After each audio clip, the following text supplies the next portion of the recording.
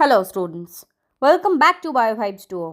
आज हम बायोलॉजी के एक बहुत ही इम्पोर्टेंट टॉपिक पढ़ने वाले हैं जो कि है retrogressive metamorphosis in Ascidia. Common name है सी स्क्वाड्स। तो चलिए शुरू करते हैं। Retrogressive metamorphosis is a unique type of metamorphosis in which the larva is more advance and complex than the adults. Normally हम मेटामॉर्फोसिस में देखते हैं कि लार्वा सिंपल होता है और एडल्ट ज़्यादा डेवलप्ड होता है। एग्जाम्पल है टैडपोल से फ्रॉग बनना और कैटरपिलर से बटरफ्लाई बनना।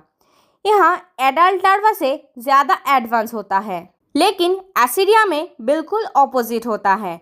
इसमें लार्वा बहुत एडवांस्ड और एक्टिव होता है, लेकिन एडल्ट सिंपल और सेसाइल बन जाते हैं। इसी अनयूजुअल डेवलपमेंट को रेट्रोग्रेसिव मेटामॉर्फोसिस कहते हैं। During Metamorphosis the larva loses many of its coded characters and transforms into a simple sedentary adult। इसका मतलब लार्वा के पास ऑलमोस्ट सारे कॉडेड कैरेक्टर होते हैं, जैसे notochord, dorsal hollow nerve cord, post anal tail, segmented muscle. लेकिन मेटामॉर्फोसिस के दौरान ये सब स्ट्रक्चर धीरे धीरे डिसअपियर हो जाते हैं। एडल्ट एसिडिया सिर्फ एक सैक लाइक बॉडी बन जाते हैं जो परमानेंटली लॉक पर अटैच रहता है। इसी वजह से एडल्ट को सेडेंटरी एनिमल कहते हैं। This phenomenon is best seen in Ascidia, a member of subphylum Urochordata. यानी रेट्रोग्रेसिव मेटामॉर्फोसिस का सबसे बेस्ट एग्जांपल है एसिडिया। एसिडिया को सी स्क्वाड्स भी कहते हैं। ये सबफाइलम यूरोकॉर्डाटा का मेंबर है। Unlike progressive Metamorphosis, retrogressive Metamorphosis results in degeneration और रिडक्शन ऑफ स्ट्रक्चर। यानी प्रोग्रेसिव मेटामॉर्फोसिस में ऑर्गेन्स डेवलप करते हैं, लेकिन रेट्रोग्रेसिव मेटामॉर्फोसिस में ऑर्गेन रिड्यूस या डिजेनरेट हो जाते हैं। यही दोनों में सबसे बड़ा डिफरेंस है। चलिए डेफिनेशन को समझते हैं। Retrogressive metamorphosis is the process by which a free swimming highly organized larva changes into a sessile structurally simpler adult by losing many larval organ, specially chordate feature. इस केस में free swimming larva जो highly organised होता है, metamorphosis के बाद permanently attach होकर एक simple adult बन जाता है और इस प्रोसेस में अपना कॉर्डेट कैरेक्टर लूज कर देती है। Why is it called retrogressive? सबसे पहले वर्ड को समझते हैं। रेट्रोग्रेसिव का मतलब है बैकवर्ड डेवलपमेंट। नॉर्मली एवोल्यूशन और डेवलपमेंट में कॉम्प्लेक्सिटी बढ़ती है, लेकिन एसिडिया में कॉम्प्लेक्सिटी कम हो जाती है, इसीलिए इसे रेट्रोग्रेसिव कहा जाता है। लार्वा के पास notochord, dorsal tubular nerve cord, tail, muscle, sense organ, ये सभी टू कॉर्डेड कैरेक्टर्स है। इसीलिए लार्वा एक टू कॉर्डेट्स के जैसा दिखता है। एडल्ट बनने के बाद notochord disappear, tail disappear, nerve cord disappear, sense organ reduce and movement almost खत्म हो जाता है। एडल्ट सिर्फ फिल्टर फीडिंग करता है। अब सिस्टमेटिक पोजीशन देख लेते हैं। Kingdom Animalia, phylum Chordata, subphylum Urochordata, class Ascidiacea. Example है एसिडिया। इनका जीनस भी एसिडिया होता है। अब देखते हैं हैबिटेट। एडल्ट एसिडिया मेराइन होता है। एडल्ट सिर्फ सी वाटर में रहता है, फ्रेश वाटर में नहीं मिलता, और ये सेसाइल होता है। एडल्ट मूव नहीं करता, एक ही जगह परमानेंटली अटैच रहता है। Attach permanently to rocks, shell and boats. Adult पानी को साइफॉन के थ्रू अंदर लेता है, उसमें से फूड पार्टिकल फिल्टर करता है और बाकी पानी बाहर निकल देता है, इसीलिए इसे फिल्टर फीडर कहते हैं। Next larva. Larva actively swim करता है। लार्वा पेलाजिक, इसका मतलब है सी वाटर के ओपन वाटर रीजन में स्विम करता है, बॉटम पर अटैच नहीं रहता। लार्वा स्टेज बहुत शॉर्ट ड्यूरेशन की होती है। कुछ ही समय बाद सूटेबल सरफेस मिलते ही मेटामॉर्फोसिस स्टार्ट हो जाता है। चलिए अब एडल्ट स्ट्रक्चर डिस्कस कर लेते हैं। एडल्ट एसिडिया रिसेम्बल्स ए लेदरी सैक। एडल्ट एसिडिया दिखने में एक लेदरी बैग के जैसा दिखता है। इसका बॉडी सिलेंड्रिकल या सैक लाइक होता है। एडल्ट फ्री स्विमिंग नहीं होता, ये परमानेंटली किसी हार्ड सरफेस पर अटैच रहता है। इसी वजह से इसका बॉडी सिंपल होता है। अब मेन फीचर्स देख लेते हैं। कवर्ड बाय ट्यूनिक, इसको टेस्ट भी कहते हैं। एडल्ट एसिडिया की बॉडी एक थिक कवरिंग से ढकी होती है। इस कवरिंग को ट्यूनिक या टेस्ट कहते हैं। ये ट्यूनिक एक स्पेशल कार्बोहाइड्रेट ट्यूनिसिन से बना होता है जो सेलुलोज जैसा सब्सटेंस होता है। फंक्शंस, बॉडी को प्रोटेक्शन देना, मैकेनिकल सपोर्ट प्रोवाइड करना, प्रेडेटर से बचाना, डाइंग से प्रोटेक्शन करता है। इसी ट्यूनिक की वजह से यूरोकॉर्डाटा को ट्यूनिकाटा भी कहा जाता है। Next, 2 siphons present. Adult Ascidia के बॉडी में 2 ओपनिंग्स होती है। ये दोनों फीडिंग और रेस्पिरेशन के लिए इम्पॉर्टेंट है। फर्स्ट, ओरल साइफन, इसको ब्रांकियल साइफन भी कहते हैं। ये बॉडी के ऊपर साइड पर प्रेजेंट होता है। इसका काम है सी वाटर को बॉडी के अंदर लेना। इस पानी के साथ ऑक्सीजन और फूड पार्टिकल भी बॉडी के अंदर आता है, इसीलिए इसे ओरल साइफन को इनकरेंट साइफन भी कहते हैं। नेक्स्ट, एट्रियल साइफन, ये सेकेंड ओपनिंग है। इसका काम है फिल्टर्ड वाटर को बाहर निकालना। रेस्पिरेटरी वेस्ट और फीसेस भी इसी ओपनिंग से बाहर निकलते हैं, इसीलिए इसे एक्सकरेंट साइफन भी कहते हैं। Next, large pharynx with gill slits. Adult body का सबसे बड़ा पार्ट फेरिंग्स होता है। इस फेरिंग्स की वॉल में बहुत सारे गिल स्लिट्स प्रेजेंट होता है। फंक्शंस, वाटर ओरल साइफन से एंटर करता है, फेरिंग्स में आता है, गिल स्लिट्स के थ्रू वाटर फिल्टर होता है, फूड पार्टिकल म्यूकस में ट्रैप हो जाता है। ये फिल्टर फीडिंग का मेन ऑर्गन है। Next, endostyle present. Endostyle pharynx की वेंट्रल साइड पर होता है। ये म्यूकस सीक्रेट करता है। ये म्यूकस फूड पार्टिकल को ट्रैप करता है। इसके बाद सीलिया फूड को डाइजेस्टिव ट्रैक के तरफ भेज देता है। इम्पॉर्टेंट पॉइंट याद रखना, एंडोस्टाइल को वर्टिब्रेट्स की थायराइड ग्लैंड का होमोलोगस ऑर्गन माना जाता है। ये एग्जाम का फेवरेट क्वेश्चन है। नेक्स्ट, हर्माफ्रोडाइट, इसका मतलब एक ही ऑर्गेनिज्म में मेल और फीमेल दोनों रिप्रोडक्टिव ऑर्गन प्रेजेंट होते हैं, लेकिन सिर्फ फर्टिलाइजेशन यूजुअली अवॉइड होता है। क्रॉस फर्टिलाइजेशन ज़्यादा कॉमन होती है। अब डायग्राम को देख लेते हैं। ओरल साइफन वाटर और फूड को अंदर लेता है, tuning, outer protective covering, pharynx with gill slits, filter feeding और रेस्पिरेशन का मेन ऑर्गन है एंडोस्टाइल, म्यूकस प्रोडक्शन करता है, फूड पार्टिकल ट्रैप करता है। एट्रियल साइफन फिल्टर्ड वाटर और वेस्ट को बाहर निकलता है। नेक्स्ट देखते हैं ascidian tadpole larva. Larva resembles a tiny tadpole and clearly shows chordate character. इसका मतलब है लार्वा दिखने में फ्रॉग के टैडपोल जैसा लगता है। ये एक्टिवली स्विम करता है और सभी इम्पॉर्टेंट कॉर्डेट कैरेक्टर शो करता है। इसी वजह से लार्वा को टू कॉर्डेट माना जाता है। एक्सटर्नल पार्ट, लार्वा दोनों पार्ट्स में डिवाइड होता है। एक है head and tail. Head contains brain, adhesive papillae. इसका काम है सूटेबल रॉक या हार्ड सरफेस पर लार्वा को अटैच करना। मेटामॉर्फोसिस की शुरुआत इसी अटैचमेंट के बाद होती है। नेक्स्ट, स्टेटोसिस्ट, ये बैलेंस ऑर्गन है। स्विमिंग के दौरान लार्वा का बैलेंस मेंटेन करता है। एडल्ट स्टेज में ये डिसअपियर हो जाता है। नेक्स्ट, ऑसिलस, ये एक सिंपल आई स्पॉट है। लाइट को डिटेक्ट करता है, लार्वा को सूटेबल प्लेस ढूंढने में हेल्प करता है। मेटामॉर्फोसिस के बाद ये भी डिसअपियर हो जाता है। नेक्स्ट, फेरिंग्स, लार्वा स्टेज में छोटा होता है। एडल्ट स्टेज में ये बहुत इनलार्ज हो जाता है। बाद में ये फिल्टर फीडिंग का मेन ऑर्गन बन जाता है। टेल कंटेंट्स नोटोगॉड, ये टेल के सेंटर में प्रेजेंट होता है, बॉडी को सपोर्ट देता है, स्विमिंग में हेल्प करता है।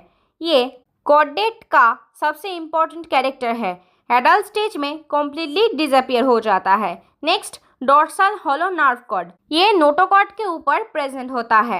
नर्व इम्पल्सेस कंडक्शन करता है। एडल्ट स्टेज में मोस्टली डिजेनरेट हो जाता है। Next, muscles, tails muscles swimming के लिए रिस्पॉन्सिबल होता है। Tail fin, tail fin swimming को इजी बनाता है। अटैचमेंट के बाद टेल फिन भी डिसअपियर हो जाता है। The larva actively swims in sea water, larva continuously sea water में स्विमिंग करता रहता है। उसका मेन ऑब्जेक्टिव है एक सूटेबल हार्ड सरफेस ढूंढना, जैसे rock, shell, boat, wooden surface. जैसे ही सूटेबल सरफेस मिलता है, लार्वा एडेसिव पेपिली की हेल्प से अटैच हो जाता है और वहीं से रेट्रोग्रेसिव मेटामॉर्फोसिस स्टार्ट हो जाता है। अब देखते हैं chordate character present in larva. Larva possesses all important chordate feature. Larva stage में कॉर्डेट के ऑलमोस्ट सभी इंपॉर्टेंट कैरेक्टर प्रेजेंट होता है। इसी वजह से यूरोकॉर्डेट को कॉर्डेटा फाइलम में रखा गया है। अब एक एक कैरेक्टर को डिटेल में समझते हैं। Notochord present only in tail. Ascidia के लार्वा में नोटोकॉर्ड सेल टेल रीजन में प्रेजेंट होता है, इसलिए इसका नाम यूरोकॉर्डेटा दिया गया है। यूरो का मतलब है tail. Next, give support. Notochord एक फ्लेक्सिबल रॉड जैसा स्ट्रक्चर है। ये लार्वा की बॉडी को सपोर्ट देता है। स्विमिंग के दौरान बॉडी को बेंड होना और सीधा रहने में हेल्प करता है। Help swimming. टेल मूवमेंट के टाइम नोटोकॉर्ड बॉडी को स्टेबिलिटी देता है, इसीलिए लार्वा एफिशिएंटली स्विम कर पाता है। Next, dorsal hollow nerve cord. ये नोटोकॉर्ड के बिल्कुल ऊपर प्रेजेंट होता है। ये कॉर्डेट का इंपॉर्टेंट आइडेंटिफाइंग कैरेक्टर है। Conduct nerve impulse. ये नर्वस सिस्टम का मेन कॉन्डक्टिंग पार्ट है। ब्रेन से बॉडी के डिफरेंट पार्ट्स तक नर्व इम्पल्स पहुंचता है। मेटामॉर्फोसिस के बाद इसका most of the part degenerate हो जाता है। Next, tail. Long muscular tail. Larva की टेल लंबी और मस्कुलर होती है। इसमें मसल प्रेजेंट होता है। ये मसल कॉन्ट्रैक्शन और रिलैक्सेशन करके लार्वा को स्विम करने में हेल्प करता है। लोकोमोशन। टेल का मेन फंक्शन लोकोमोशन है। लार्वा एक्टिवली सी वाटर में स्विम करता है। Next, pharyngeal gill slits. Larval stage में ये प्रेजेंट होता है, लेकिन इस स्टेज में ये फुल्ली फंक्शनल नहीं होते। Become functional later. Adult stage में फेरिंग्स एनलार्ज होता है, गिल स्लिट्स फुल्ली डेवलप हो जाता है और फिल्टर फीडिंग शुरू हो जाता है। Next, endostyle. एंडोस्टाइल प्रेजेंट होता है लार्वा में homologous to vertebrate thyroid gland. ये एग्जाम का बहुत इंपॉर्टेंट पॉइंट है। एंडोस्टाइल को वर्टिब्रेट्स की थायराइड ग्लैंड का होमोलोगस स्ट्रक्चर माना जाता है। ये म्यूकस सिक्रीट करता है जो फूड पार्टिकल्स को ट्रैप करता है। अब देख लेते हैं process of retrogressive Metamorphosis. Metamorphosis begins after a short free swimming period. इसका मतलब लार्वा कुछ समय तक सी वाटर में एक्टिवली स्विम करता है। उसका मेन एम होता है एक सूटेबल हार्ड सरफेस ढूंढना। जैसे ही सूटेबल सरफेस मिलता है, मेटामॉर्फोसिस स्टार्ट हो जाता है। अब हम स्टेप बाय स्टेप पूरा प्रोसेस समझ लेते हैं। Larva searching for suitable surface, जैसे कि rock, shell, wood, any hard surface. Next होता है अटैचमेंट। लार्वा के हेड रीजन पर एडेसिव पेपिली प्रेजेंट होता है। ये ग्लू जैसा स्टिकी सब्सटेंस रिलीज करता है। इसी की हेल्प से लार्वा परमानेंटली सरफेस पर अटैच हो जाता है। After attachment swimming permanently stops. Larva कभी दोबारा स्विम नहीं करता। अटैचमेंट के बाद उसकी एक्टिव लाइफ खत्म हो जाता है। अब वो सेसाइन एडल्ट बनने की प्रोसेस स्टार्ट करता है। Next, tail degenerates. ये रेट्रोग्रेसिव मेटामॉर्फोसिस का सबसे इम्पोर्टेंट स्टेप है। लॉ स्ट्रक्चर में आता है टेल मसल्स, टेल फिन। अब देखते हैं degeneration of nervous system. Brain become reduced. Adult Ascidia को एक्टिव स्विमिंग की ज़रूरत नहीं होती, इसीलिए ब्रेन रिड्यूस हो जाता है। लॉ स्ट्रक्चर में आता है ऑसिलस मतलब आई, स्टेटोसिस्ट मतलब बैलेंस ऑर्गन। ये दोनों सेंसरी ऑर्गन कॉम्प्लीटली डिसअपियर हो जाता है। Adult no longer requires complex sensory organ. Adult permanently attach रहता है, ना कि स्विमिंग करता है, ना कि प्रे को हंट करता है, इसलिए कॉम्प्लेक्स सेंस ऑर्गन की जरूरत नहीं पड़ती। Next, rotation of body. The body rotates nearly 90 degree to 180 degree depending on the species. Metamorphosis के दौरान बॉडी रोटेट करती है। ये रोटेशन अलग स्पीसीज में डिफरेंट हो सकता है। Siphon are correctly positioned. Body rotate होने के बाद ओरल साइफोन और एट्रियल साइफोन अपनी फाइनल पोजीशन पर आ जाता है ताकि फिल्टर फीडिंग एफिशिएंटली हो सके। Next, enlargement of pharynx. Larval stage में फेरिंग्स छोटा होता है, एडल्ट स्टेज में ये बड़ा हो जाता है। गिल स्लिट्स के नंबर इंक्रीज हो जाता है, वाटर फिल्ट्रेशन ज़्यादा एफिशिएंट हो जाता है। Next, filtered feeding start. अब एडल्ट एक्टिवली फिल्टर फीडिंग शुरू कर देता है। वाटर ओरल साइफोन से एंटर करता है, फूड ट्रैप होता है और वेस्ट वाटर एट्रियल साइफोन से बाहर निकल जाता है। अब देखते हैं development of tunic. Thick tunic develops. Adult body के बाहर थिक ट्यूनिक डेवलप होती है। Functions: protection, support, prevents desiccation. ये ट्यूनिक एडल्ट को प्रीडेटर और एनवायरमेंटल स्ट्रेस से प्रोटेक्ट करता है। Next, development of siphon. Two siphons becomes functional: oral siphon, water enters, and atrial siphon, water exits. Next देखते हैं development of gonads. Adult stage में gonads fully develop हो जाता है। Adults become hermaphrodite. एडल्ट एसिडिया में mail और female दोनों reproductive organ present होते हैं। ये सेक्सुअल रिप्रोडक्शन के लिए रेडी हो जाता है। अब देख लेते हैं structure lost during metamorphosis. Tail, notochord, dorsal nerve cord, tail muscles, tail fin, ocellus, statocyst. ये सभी स्ट्रक्चर लार्वल स्टेज में प्रेजेंट होता है, लेकिन एडल्ट स्टेज में कंप्लीटली डिसअपियर हो जाता है। इसी वजह से इस प्रोसेस को रेट्रोग्रेसिव मेटामॉर्फोसिस कहा जाता है। अब देख लेते हैं स्ट्रक्चर्स डेवलप ड्यूरिंग मेटामॉर्फोसिस। सबसे पहले आता है ट्यूनिक, जो प्रोटेक्शन का काम करता है। नेक्स्ट आता है गिल बास्केट। लार्वल स्टेज में फेरिंग्स छोटा होता है। मेटामॉर्फोसिस के बाद फेरिंग्स इनलार्ज होकर गिल बास्केट बनता है। गिल बास्केट में बहुत सारे गिल स्टेट्स डेवलप हो जाते हैं। फंक्शंस: सी वाटर को फिल्टर करना, फूड पार्टिकल को म्यूकस की हेल्प से कलेक्ट करना, रेस्पिरेशन में मदद करना। ओरल साइफोन फंक्शन है वाटर इनटेक, और एट्रियल साइफोन का फंक्शन होता है वाटर आउटलेट। नेक्स्ट, गोनड्स डेवलप होता है। मेटामॉर्फोसिस कंप्लीट होने के बाद गोनड्स फुल्ली मैच्योर हो जाता है। इसके बाद सेक्सुअल रिप्रोडक्शन शुरू होता है। एंडोस्टाइल फंक्शन है food collection. Endostyle mucus secrete करता है। ये म्यूकस फूड पार्टिकल को ट्रैप करता है, बाद में सीलिया फूड को डाइजेस्टिव ट्रैक की तरफ भेज देता है। ये फिल्टर फीडिंग का बहुत ही इंपॉर्टेंट ऑर्गन है। Why does retrogressive metamorphosis occur? ये यूनिवर्सिटी एग्जाम का फेवरेट क्वेश्चन है। After attachment adult no longer swims, tail is unnecessary, notochord becomes useless, sense organ are not required, locomotory muscles disappear, feeding organ enlarge, thus only useful organs are retained. Adaptive significance. अब देखते हैं retrogressive metamorphosis का biological importance क्या है। Energy save हो जाता है क्योंकि स्विमिंग बंद हो जाता है। Permanent attachment prevents drifting. Adults rock या शेल्स पर परमानेंटली अटैच रहता है। सी करेंट्स इसे बहाकर नहीं ले जा सकता है। Large feedings improve filter feeding. Feedings और गिल बास्केट इनलार्ज हो जाता है, इससे ज़्यादा फूड फिल्टर किया जा सकता है। न्यूट्रिशन इम्प्रूव होता है। Next, tunic protects from predator. Thick tunic body को प्रीडेटर और फिजिकल डैमेज से प्रोटेक्ट करता है। Next, energy shift from movement to reproduction. Swimming बंद हो जाता है तो इसी एनर्जी को रिप्रोडक्टिव सक्सेस के लिए यूज होता है। Suitable for sedentary marine life. ये एडेप्टेशन मेराइन सेसाइल लाइफ के लिए परफेक्ट है। एडल्ट को कंटिन्यूअसली स्विम करने की ज़रूरत नहीं पड़ती। अब देख लेते हैं importance in evolution. This types of metamorphosis provide strong evidence that tunicates evolve from chordate ancestors. Adult tunicates are secondarily simpler. Adult originally simple नहीं थे, डेवलपमेंट के दौरान अपने कॉम्प्लेक्स ऑर्गन को लूज कर दिया, इसीलिए एडल्ट को सेकेंडरीली सिंप्लीफाइड एनिमल कहा जाता है।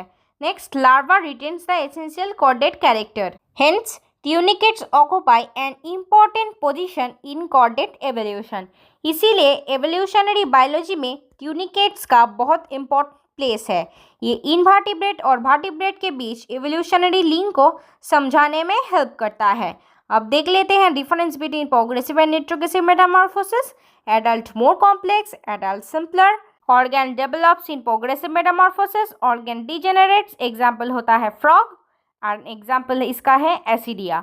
Complexity increases, complexity decreases, active adult and sessile adult. अब देख लेते हैं chordates character present only in larva, जो कि है notochord, dorsal tubular nerve cord, tail, segmented muscle and post-anal tail. This disappeared in adult except the pharyngeal region and endostyle. Students, आज हमने retrogressive metamorphosis in एसिडिया को complete detail में समझा। अगर video helpful लगी है तो लाइक, शेयर और सब्सक्राइब जरूर करिए। Thanks for watching.